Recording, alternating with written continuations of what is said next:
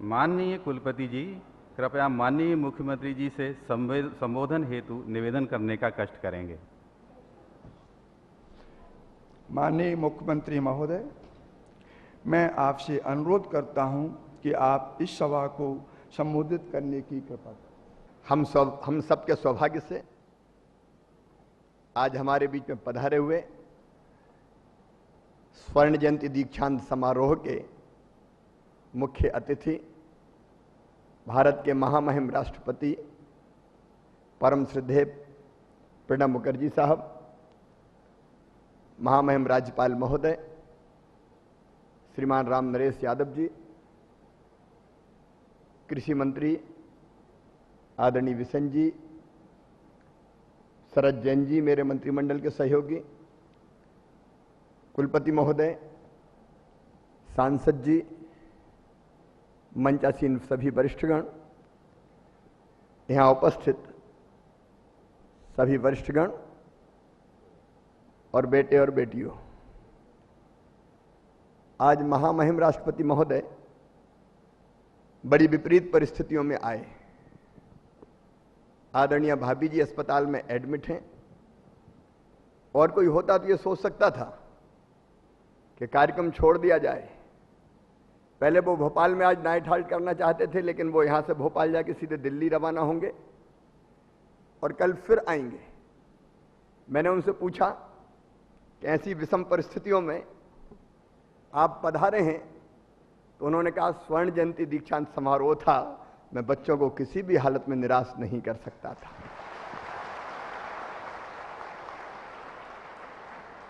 कर्तव्य निष्ठा के ऐसे उदाहरण बहुत कम देखने में आते हैं। वे बहुमुखी प्रतिभा के धनी हैं और भारत के राष्ट्रपति के पहले जो दायित्व उन्हें मिला वित्त मंत्री के रूप में, अनेकों बार मुझे जब मैं मध्य प्रदेश का मुख्यमंत्री के रूप में जाता था तो बिना किसी भेदभाव के उन्होंने प्रदेश को स्नेह, मुझे स्नेह, प्रदेश को अधिकार देने की सदैव कोशिश की है। ऐसे कर्तव्यनिष्ठ हमारे राष्ट्रपति जी का एक बार जोरदार करतल ध्वनि से हम सब स्वागत करें, तालियां बजा के स्वागत करें। सचमुच में मैं भी आपके बीच आके बहुत प्रसन्न और प्रफुल्लित हूं, और जब भांजे और भांजियों के बीच में जाने को मिल जाए तो मेरी खुशी का ठिकाना नहीं रहता। मेरा मन बच्चों का हो जाता, मुझे लगता है सबसे हाथ मिलाऊं, सबसे बात करूं। सचमुच में आज आप सबको शुभकामनाएं, उज्जवल भविष्य के लिए शुभकामनाएं। अनंत आकाश आपके सामने पड़ा है। अब ये केवल डिग्री लेने से काम नहीं चलेगा, इसका सार्थक उपयोग करना है, और उपयोग भी देश के लिए भी करना है, प्रदेश के लिए भी करना है। महामहिम मध्य प्रदेश ऐसा प्रदेश है कि अभी जब बता रहे थे हमारे कुलपति महोदय, देश की कृषि विकास दर 3 से 4% के बीच में है, लेकिन मध्य प्रदेश की कृषि विकास दर शायद दुनिया के सब राज्यों में सबसे ज्यादा होगी। इस साल 24.99%। इसके पहले 18.91% की विकास दर हमने हासिल की थी, और महामहिम के हाथों कृषि कर्मण अवार्ड मध्य प्रदेश पिछले साल भी आया, लास्ट ईयर भी लाया था, बिफोर लास्ट ईयर भी लेके आया था, और महामहिम आपके हाथों इस बार भी लेने का इरादा हमारा है। कृषि के उत्पादन में हम तेजी से आगे बढ़ रहे हैं। फसलों का विविधीकरण, सिंचाई की ठीक व्यवस्थाएं, और अब तो नदियों को जोड़ने का काम कर रहे हैं। नर्मदा जी के पानी को क्षिप्रा जी में ले गए, और यहां भी बरगी के पानी का कैसे बेहतर से बेहतर उपयोग हो सकता है, और बरगी का पानी कैसे गंगा जी के बेसन में नागौद तक, सतना तक पहुंचता है, उसकी कोशिश में हम लोग लगे हुए हैं। क्योंकि कृषि भारतीय अर्थव्यवस्था का मूल है आज।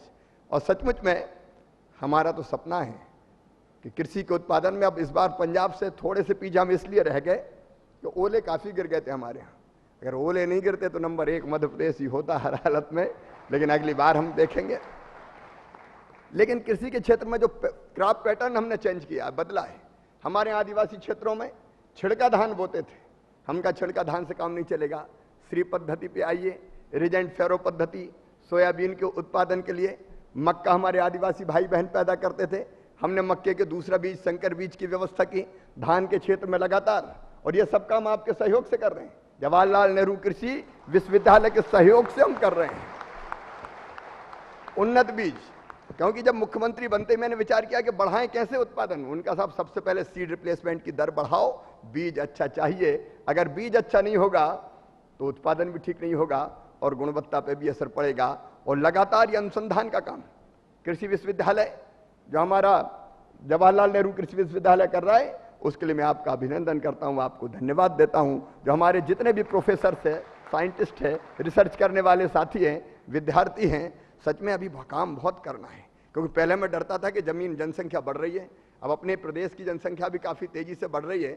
हमारी कोशिश है कि जनसंख्या की वृद्धि की दर कम हो, लेकिन कई बार चिंता होती थी कि ऐसी जनसंख्या बढ़ती रही तो पेट कैसे भरेंगे। लेकिन अब दुनिया में और आप भी ऐसे रिसर्च करोगे कि धरती की जरूरत ही नहीं पड़ेगी, आसमान में ही हम सब्जियां पैदा करने लगेंगे। क्योंकि मैं गया जब डेनमार्क, तो मैंने देखा वहां सब्जियां पैदा करने में जमीन की जरूरत नहीं है, छोटे छोटे गमले लटका दिए, न्यूट्रेंट जितना देना वहीं के वहीं ड्रिप्स के माध्यम से मिल गया, जमीन की जरूरत नहीं है, आसमान में ही फल और सब्जियां पैदा हो रही है। सचमुच में ये रिसर्च लगातार चलता रहे और इसके लिए हम खाद्य की जो आवश्यकता है उसको भी पूरी करते रहें। और दुनिया में मैं अभी दक्षिण अफ्रीका गया था, मैंने देखा इतनी जमीन खाली पड़ी थी। दक्षिण अफ्रीका की पॉपुलेशन 4.5 करोड़ और जमीन भारत की 1/3। जब मैंने खाली खेत देखे तो वहां के लोगों से कहा कि इतनी जमीन अगर मध्य प्रदेश वालों के पास होती तो आधी दुनिया का पेट भर के हम दिखा देते हैं। ये किया जा सकता है, असंभव नहीं है, लेकिन जरूरत है रिसर्च की, अनुसंधान की, नए नए बीजों की। परिस्थितियों के हिसाब से इस साल मानसून रूठ रहा है। अब ये आज जो परिस्थितियां हैं, 26-27 तारीख हो गई, एक दिन जबलपुर पे तो बादल मेहरबान होकर चले गए, लेकिन प्रदेश के कई हिस्सों में बूंदाबांदी भी नहीं हुई। अब जब ऐसी परिस्थिति पैदा जाए तब कौन से बीज का इस्तेमाल करें, रेनफेड इलाकों में उत्पादन कैसे तेजी से बढ़ाया जा सकता है, अनेकों चीजें हैं जिनका उत्तर हमारा जवाहरलाल नेहरू कृषि विश्वविद्यालय ढूंढ रहा है।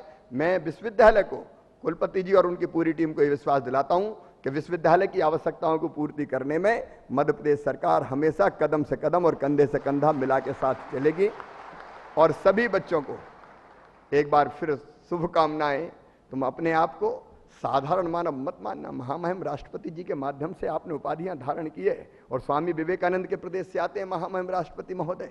स्वामी विवेकानंद कहते थे तुम केवल 3.5 हाथ के हाड़ मास के पुतले नहीं हो, तुम ईश्वर के अंश हो, अमृत के पुत्र हो, अमर आनंद के भागी हो, अनंत शक्तियों के भंडार हो।